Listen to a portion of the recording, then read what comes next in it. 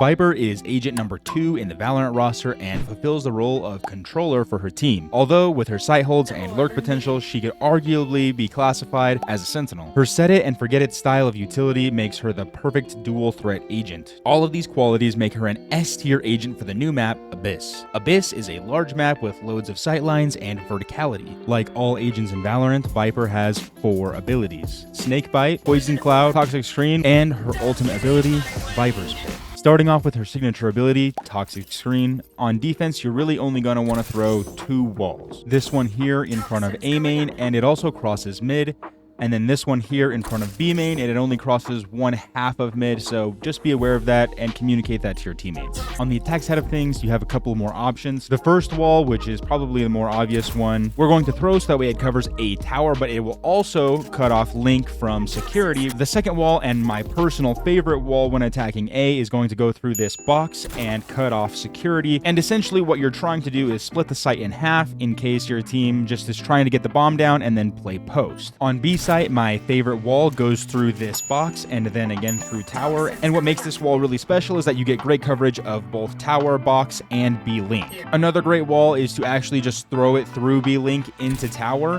However, I wouldn't recommend this one if your team lacks agents that can't clear this box very well.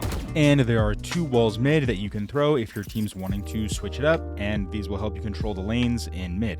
This one and this one. Next up, Poison Cloud. On defense, one-ways are the name of the game, so here's 2 that you will get extreme use out of. Stand in the back corner of A, line up the diamond on the top of your Poison Cloud UI with this corner, and left click. Next one on B, stand in the back of B site, line yourself up with this box, then aim at the top of this lamppost and left click.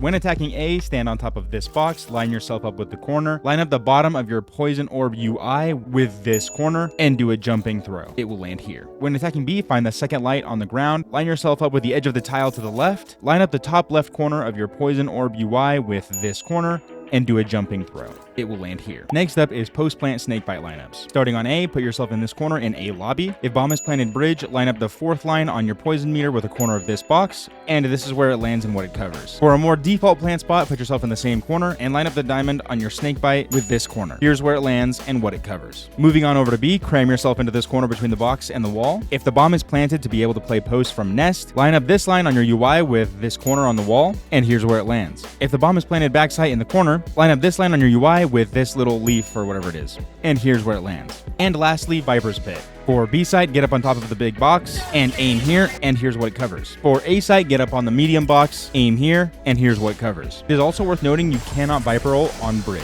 Let me know what 3-minute guide you guys want to see next.